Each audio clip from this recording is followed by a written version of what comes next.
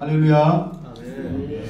4월달 특별히 또 4월 20일은 저희 부활절을 앞두고 있는데, 부활절이 있는 4월 신유예배에 나오신 여러분을 환영하고 축복합니다. 우리 함께 하나님의 높으신 이름을 함께 찬양하며 우리 안에 회복과 우리 안에 하나님께서 주시는 새로운 힘을 공급받으시고 우리의 힘과 우리의 모든 것을 다해서 하나님을 찬양하는 아름다운 시간 가졌으면 좋겠습니다. 우리 함께 하나님을 찬양하도록 하겠습니다. 이 땅 위에 오신 찬양입니다.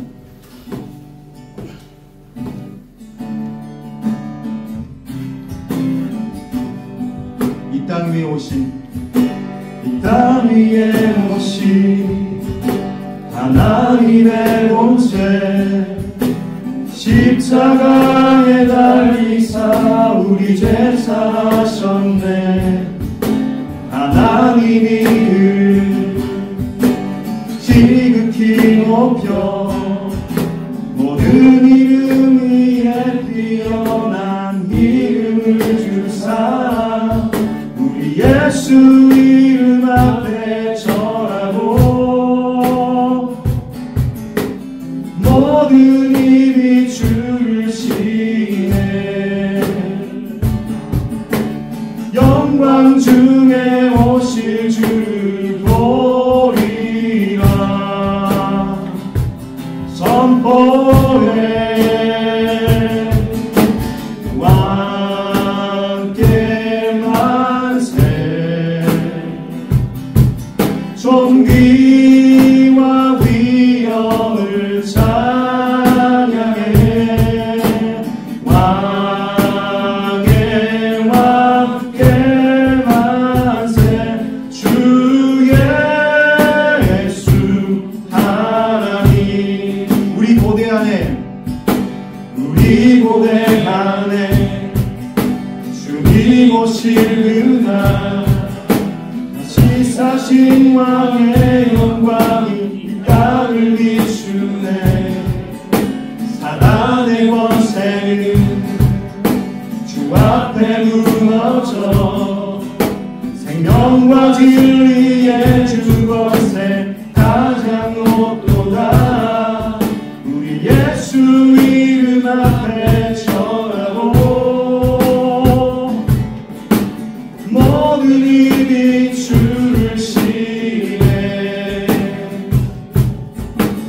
영광 중에 오실 주를 보리라.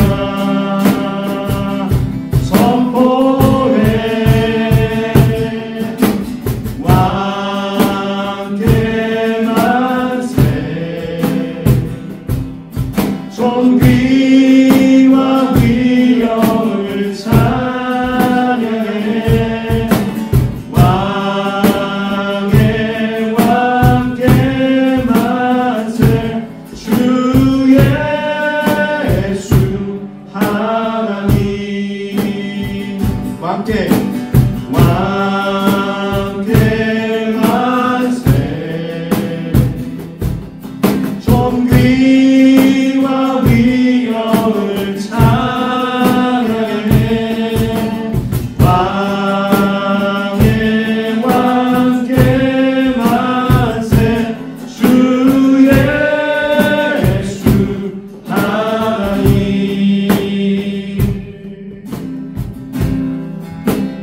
호산나 호산나 다윗의 자손께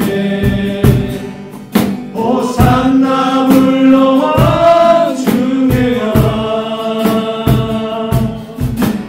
높은 하늘에 영광을 예수 주 메시아네.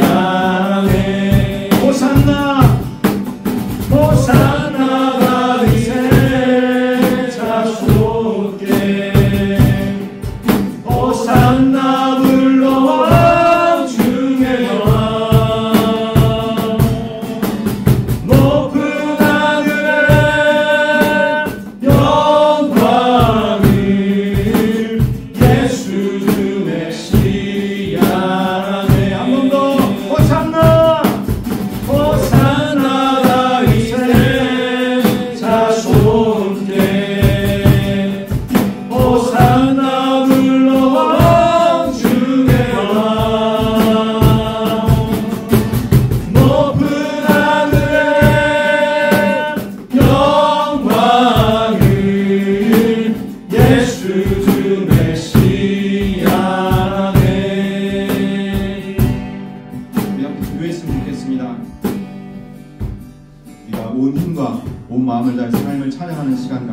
하겠습니다.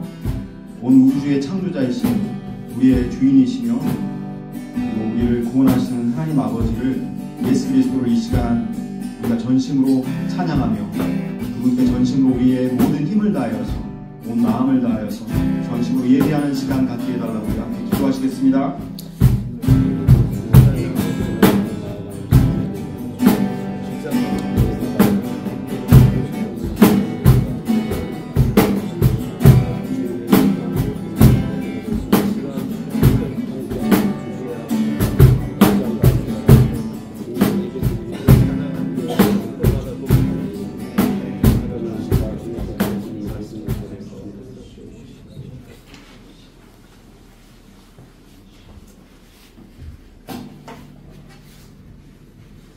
참 좋으신 하나님 아버지, 오늘 이 시간 귀한 믿음의 동력자들이 한 마음으로 한 자리에 모였습니다. 두세 사람이 내 이름으로 모인 곳에는 나도 그들 중에 있느니라 말씀하신 주님께서 이 시간 이곳에 함께 하신 줄 믿습니다. 아멘. 한 사람 한 사람을 만나주시고 말씀을 통하여 우리를 새롭게 하여 주시고 귀한 믿음의 공동체와 함께 또 직장생활을 잘 이어갈 수 있도록 은혜를 베풀어 주옵소서. 예수님의 이름으로 기도드립니다. 아멘. 하나님의 말씀 고린도후서 4장 7절부터 12절까지 말씀을 제가 읽겠습니다. 오늘 한 절씩 교독해도 되겠네요. 7절부터 12절까지 저와 여러분이 한 절씩 교독하겠습니다. 우리가 이 보배를 질그릇에 가졌으니 이는 심히 큰 능력은 하나님께 있고 우리에게 있지 아니함을 알게 하려 함이라. 우리가 사방으로 극성을 당하여도 싸지 아니하며 답답한 일을 당하여도 낙심하지 아니하며 박해를 받아도 버림받지 아니하며 거꾸로 뜨림을 당하여도 망하지 아니하고 우리가 항상 예수의 죽음을 몸에 짊어지는 예수의 생명이 또한 우리 몸에 나타나게 하려 하라. 우리 살아있는 자가 항상 예수를 위하여 죽음에 넘겨짐은 예수의 생명이 또한 우리 죽을 육체에 나타나게 하려 함이라. 그런즉 사망은 우리 안에서 역사하고 생명은 너희 안에서 역사하느니라. 아멘. 요즘 택배로 물건을 받을 때가 굉장히 많은데요. 가끔씩 굉장히 큰 상자가 와가지고 우리가 뭐 이렇게 큰 거 주문했나? 하고 열어보면 요만한 물건인데 상자가 이따만한데 담겨올 때가 가끔 있습니다. 과대 포장되어서 오는 경우죠. 근데 가끔씩 보면 사람도 굉장히 자기를 과대 포장하는 경우가 많은 것 같습니다. 특별히 우리 동양권 문화에서는 다른 사람이 나를 어떻게 볼까? 여기 굉장히 관심이 많습니다. 미국 같은 데 가서 보면요, 막 이렇게 자기 멋대로 하고 다니는데 아무도 안 쳐다보더라고요. 그 사람이 뭐 어떤 인종인지, 옷을 어떻게 입었는지, 우리 눈이 가는데 자기들끼리는 전혀 관심이 없는 것 같아요. 근데 우리는 다른 사람이 조금만 뭐 이상한 모습을 보이면 쳐다봅니다. 관심을 갖습니다. 그러다 보니까 나도 다른 사람들이 어떻게 비칠까? 여기에 굉장히 관심이 많습니다. 그래서 많은 사람들이 자기를 좀 과대 포장하려고 하는 경향이 있습니다. 내가 좀 뭔가 있어 보이는 사람으로 다른 사람들에 비춰지기를 원합니다. 그래서 차를 살 때도 내 형편보다 좀 더 큰 차, 남들이 볼 때 좀 잘 나가는 분 같아 보이는 차 사는 경향이 있고요. 좀 집도 뭐 그렇게 사려고 하는 것 같아요.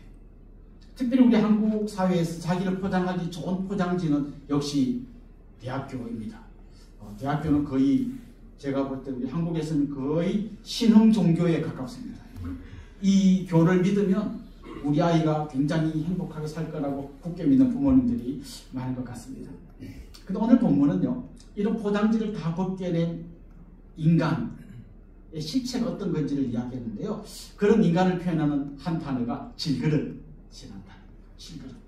여러분 어떤 이미지가 떠오르십니까? 질그릇.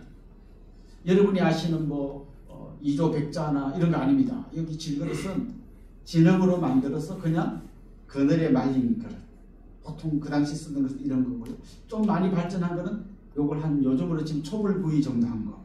그래서 좀 툭근대면 깨지는 그런 그릇이라고 보시면 됩니다. 제가 오래전에 인도에 한번 간 적이 있는데요. 인도 사람들이 많이 마시는 짜이라고 하는 차가 있습니다. 우유와 홍차 그리고 설탕을 많이 넣어가지고 만든 짜이를 그냥 막 길에 가면 계속 팔아요. 짜이 계속 팔고 다닙니다. 그런데 지금 기억에 한 $1좀 했던 것 같아요. 근데 한번 그래도 인도에 왔으니까 인도 짜이를 한번 마셔보자. 하나 주세요. 그런데 저는 이렇게 종이컵에 담겨서 줄 줄 알았거든요. 그런데 예쁜 그야말로 질그릇에 딱 담아서 주는 거예요. 그래서 너무 이쁘다. 이거 나 집에 가져가야지. 그래서 수도가에 가가지고 이걸 싹 씻었더니요. 그대로 싹 녹아버리더라고요. 지금까지 제가 본 컵 중에 가장 친환경적인 컵이었어요. 그냥 흙으로 돌아가더라고요. 근데 생각에 이게 성경에 나오는 질그릇이 한 이 정도 되겠다. 아주 약하고 그러다 보니까 뭐 조금만 충격을 주면 금방 깨지는 이게 인간의 실체라는 거예요. 근데 사람들이 다른 사람들을 볼 때 내가 그럴듯하게 보이기 위해서 이 질그릇에서 내가 칠을 하는 거죠. 명문대학이란 칠도 하고 좋은 차 칠도 하고 그럴듯한 칠을 많이 해서 나 굉장히 괜찮은 사람이야 이렇게 보이고 있지만 주님의 눈으로 볼 때 아무리 멋진 칠을 하고 있어도 그냥 건드리면 깨지는 질그릇 같은 존재라는 거죠.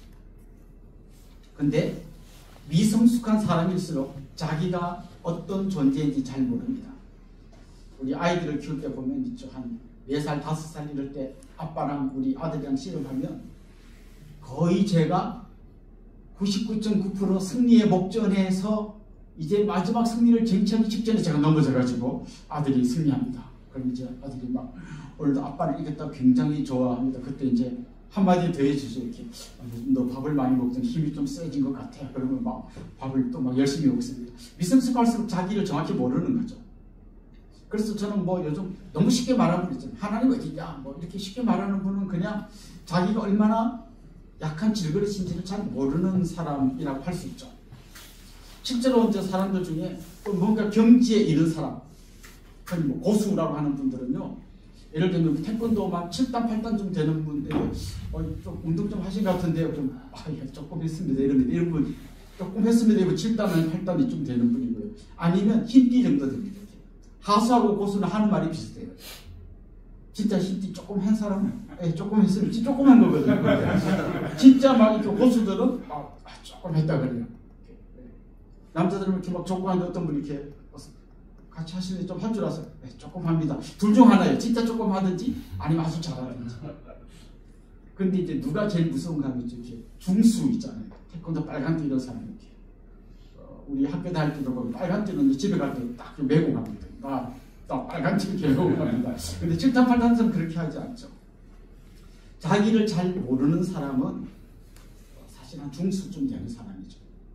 칼빈이라는 유명한 신학자는 진짜 우리가 내가 누군지를 알려면 진짜 고수 앞에 서봐야 나를 안다는 거. 그런 얘기를 했어요. 태권도 빨간띠가 어깨 잡고 가다가 한 7, 8단 옆에 서봐야 내가 좀 못하는구나 이걸 아는 거죠. 그럼 우리가 진짜 인간의 본질, 내가 질그릇 같은 존재라는 걸 알려면 누구 앞에 서봐야 되냐면 하나님 앞에 서봐야 돼요. 거기에 막 금칠한 질그릇 앞에 서서 자기가 초라하다 이건 정확히 자기를 안 게 아니죠. 진짜 내가 누군지 알려면 나를 만드신, 나를 진흙 같은 나를 빚어서 만드신 그 하나님 앞에 서봐야 내가 어떤 존재인지 정확하게 아는 거죠. 그래서 칼빈은 이렇게 말했어요.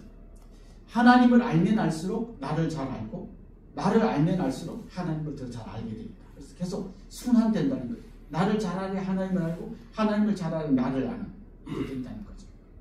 그래서 성경에 나오는 사람들 중에 하나님의 부름을 받기 위해서 하나님과 인격적으로 만난 사람들의 반응을 보면 한결같죠. 굉장히 부족한 자기 고백이 있어요. 모세를 불렀을 때 모세가 오래 기다렸습니다. 이렇게 하지 않죠. 뭐라 그럽니까? 저는 말을 잘 못합니다. 저 아닙니다. 계속 양보합니다. 사양합니다.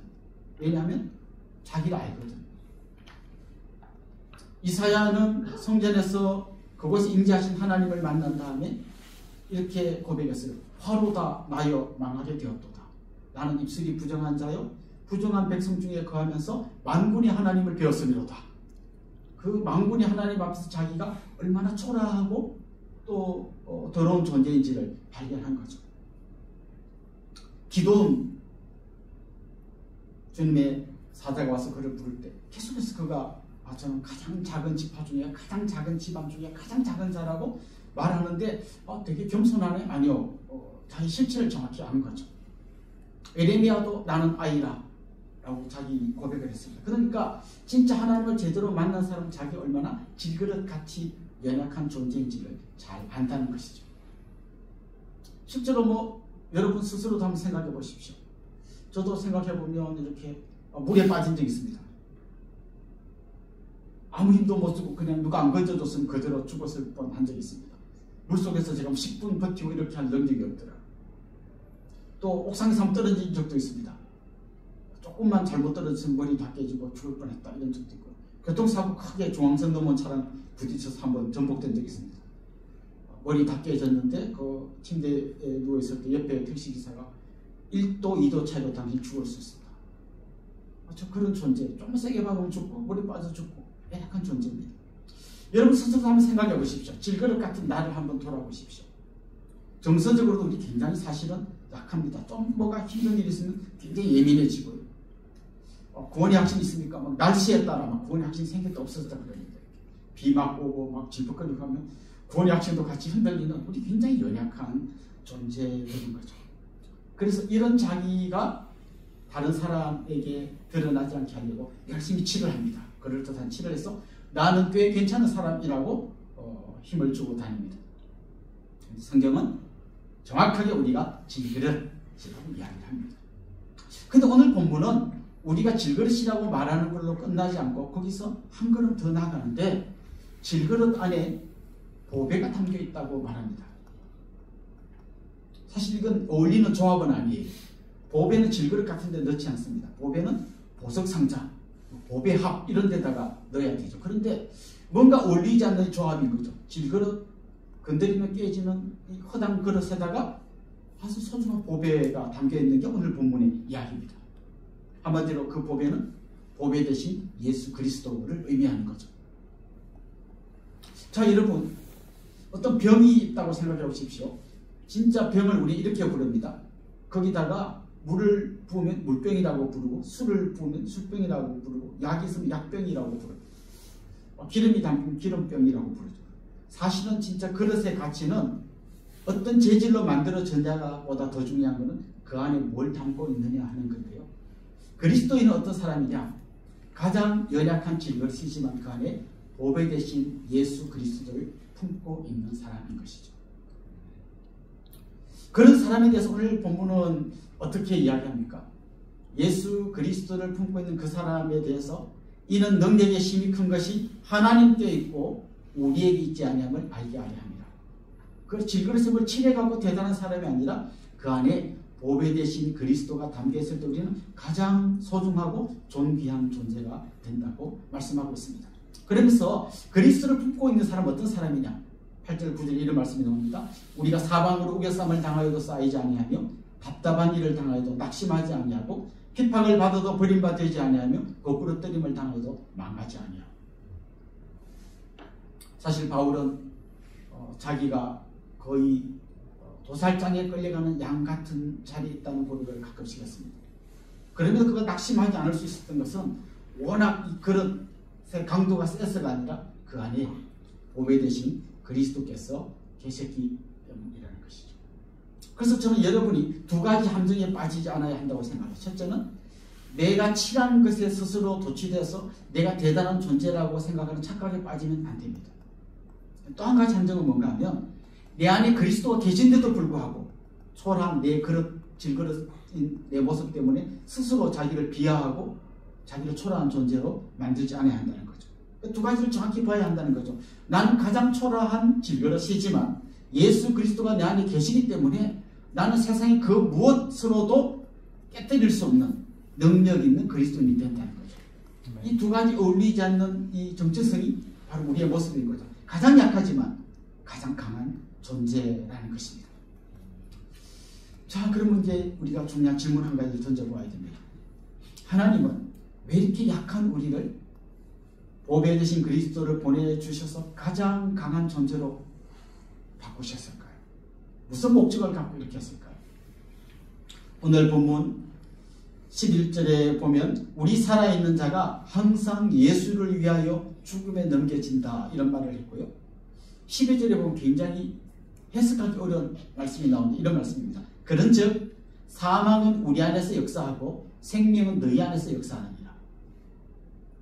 지금까지 내가 보배 되신 그리스도를 품은 질그릇이라 어떤 얼음에도 넘어지지 않는 강한 존재라고 이야기한 다음에 이렇게 말하는 거죠. 죽음은 내 안에서 역사하고 생명은 너희 안에서 역사한다. 이게 무슨 말일까요? 좀 쉽게 의역하면 이런 겁니다. 내가 죽음으로써 너희를 살리겠다는 얘기. 주님께서 우리를 부르셔서 강한 그리스도를 만든 것은 그냥 내가 그냥 슈퍼 히어로가 되어서 살아가라고 이렇게 부른 게 아니라는 거죠. 이런 나를 통하여 주님께서 더 약하고 상처받고 죽어가는 수많은 사람들에게 한 번 더 손 내밀어주고 심지어 내가 죽음으로써 이 사람을 살려내는 그게 진짜 우리가 나아가야 할 그리스도인의 삶의 방향이라는 것이죠. 지금 이제 고난주간, 부활주간 다가오고 있습니다. 우리 안에 우리 대신 죽어주시고 부활하심으로 우리를 가장 강한 존재로 만들어주신 주님에 대한 확신이 있으면 좋겠고요.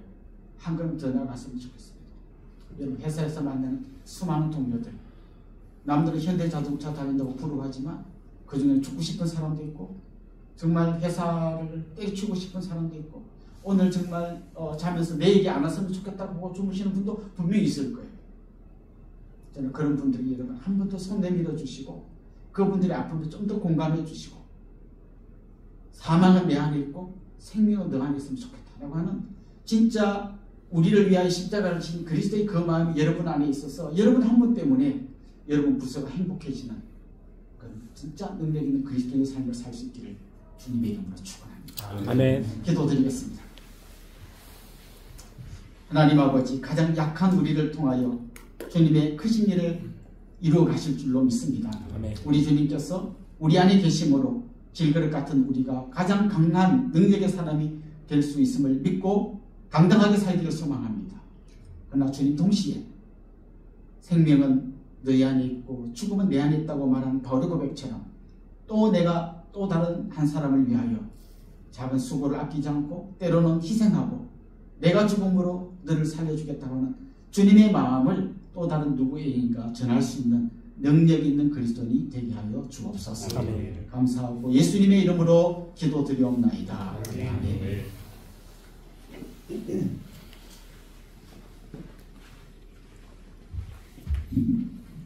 네, 이 시간 함께 기도하는 시간 갖도록 하겠습니다. 네, 먼저 오늘 주신 말씀을 기억하며 오늘 말씀 가운데 하나님께서 내게 주신 말씀을 생각하며 기도하겠습니다. 또한 나라와 민족을 위해 기도하겠습니다. 지금 보수와 진보로 분열된 나라가 하나가 되고 하나님께서 인정하시는 올바른 지도자가 세워져 대한민국을 바른 길로 인도하시기를 위해 기도하겠습니다. 또 세계 열방을 위해 기도하겠습니다. 러시아와 우크라이나, 이스라엘 중동 전쟁이 아직까지 끝나지 않고 있습니다. 많은 사람들이 고통받고 있습니다. 하루빨리 잘 마무리되어 그곳 가운데 평화가 선포되고 하나님의 긍휼이 임하며 세계 곳곳에 파송된 선교사님들을 통하여 복음이 전파되고 믿는 자의 수가 더해가도록. 또한 회사를 위해 기도하겠습니다. 트럼프 관세 정책과 환율 등 어려운 경제 상황 가운데서도 하나님께서 함께 하셔서 난국을 헤쳐가며 또 회사를 통해 하나님의 복음이 선포되고 축복이 넘쳐나기를 위해 기도하겠습니다. 또한 회사와 연구소 내 복음 전도와 신우회를 위해 기도하겠습니다. 신우회와 믿음의 동역자들을 통해 남양연구소에 믿는 자가 더해가고 또 복음의 선한 영향력을 통해 이곳에 하나님 나라가 임하기를 위해서 함께 기도하겠습니다.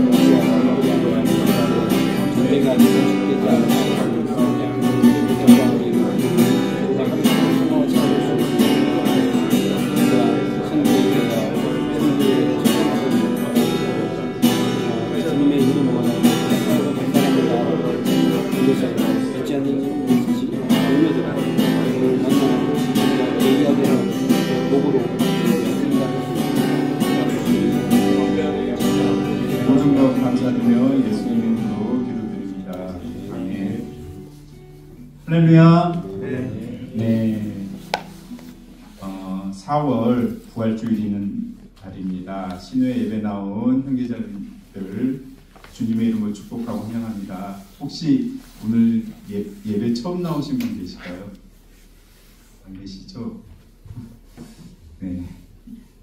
우리 옆에 분 보면서 잠깐 인사하도록 하겠습니다. 당신은 보배로운 질그릇입니다.